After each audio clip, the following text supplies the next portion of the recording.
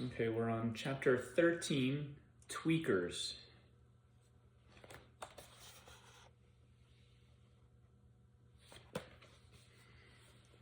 Dillard sat in his recliner, a glass of whiskey in his hand, staring at his flat-screen television.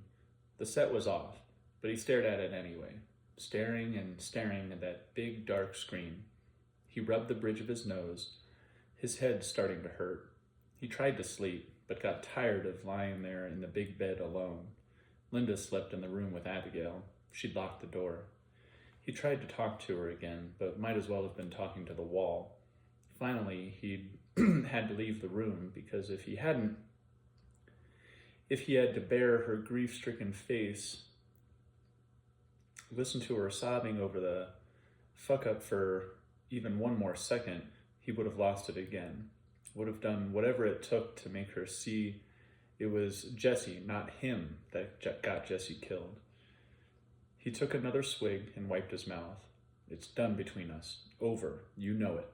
You can't see it in her face. She's gonna leave you the first chance she gets. Things had been going so well. He'd come along at the right time, helped her out of a tight spot, and Linda seemed to really appreciate him. He liked that.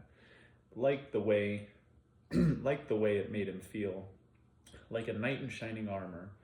It had been easy with her, easy to keep his temper, easy to be the good guy, but Jesse couldn't leave things alone. Should have made that boy disappear when I had the chance, before this shitstorm, before everything got fucked to hell. If I'd listened to my instincts, then Linda and me would be upstairs in that big warm bed together right this minute. He thought of his wife, Ellen's sweet, kindly face. Ellen had been a good woman, had done her best to please him. Why had I been so hard on her? What is so wrong with me? Ellen, baby, he whispered. God, how I miss you. The police radio squawked, and Dillard started, almost spilling his whiskey. Chief, copy. Dillard checked his watch. It was going on 3 a.m. Fuck, what now? A youthful voice cut through the static. Chief, copy. It was Noel Roberts, the new officer, just a kid. As far as Dillard was concerned, started back in October. Just a kid as far as Dillard was concerned. Started back in October. Dillard still wasn't sure how he felt about him. Noel asked too many questions. Wanted to do everything by the book. Didn't understand that in small towns sometimes you had to bend the rules. Dillard hoped that changed soon, or things wouldn't be working out for Noel, not in good hope. Dillard picked up the radio and hit the mic. Go ahead, Noel. What now? Code 16, possible code 13, 2 locations, copy. Noel, how many times am I going to have to remind you you're working for the fucking Good Hope Police Department, not the NYPD? Knock the academy bullshit off and just talk to me like a human being, all right? Now, are you going to tell me there's been 2 break-ins tonight? Now, are you trying to tell me there's been 2 break-ins tonight? 10-4, Chief. Dillard rolled his eyes. Mind giving me the whereabouts? One on 2nd and Beach. Break-in occurred approximately 0200 hours.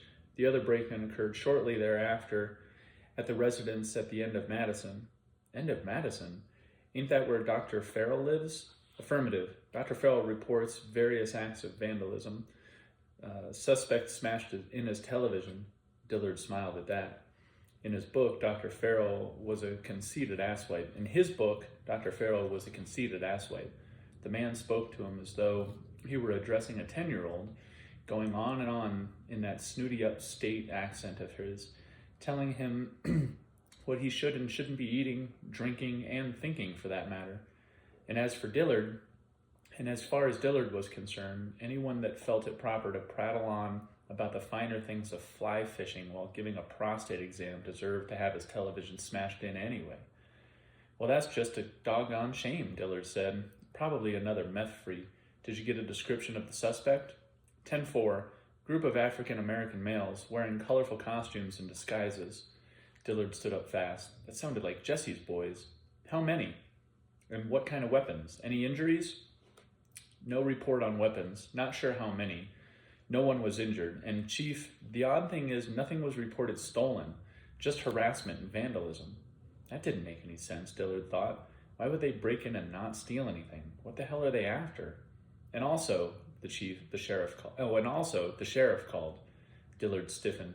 Sheriff Milton Wright was a straight shooter and had been known to come sniffing around Good Hope whenever he found an excuse. Dillard had made a point of keeping both the man and his nose out of his town and out of his business. Well, just what did our good friend Sheriff Wright want? Informing us to keep an eye out. Apparently, they've had at least a half a dozen similar calls, breaking and entering, harassment. Descriptions match our suspects. Oh shit, Dillard said without punching the mic. What the fuck is going on? He hit the mic. No, I'll handle the home on second. And thinking how little he wished to talk to a man who had a finger up his ass. Gonna let you take care of the good doctor, copy. 10-4, Chief, en route. Dillard went upstairs to get dressed, found his cell phone, gave the general a call, got no answer. Shouldn't have been a big deal, but Dillard couldn't help a growing sense of unease. He finished getting dressed, tugged on his belt, holstered his gun, and headed out the door. Something's just not right, he said, shaking his head. Not by a long shot.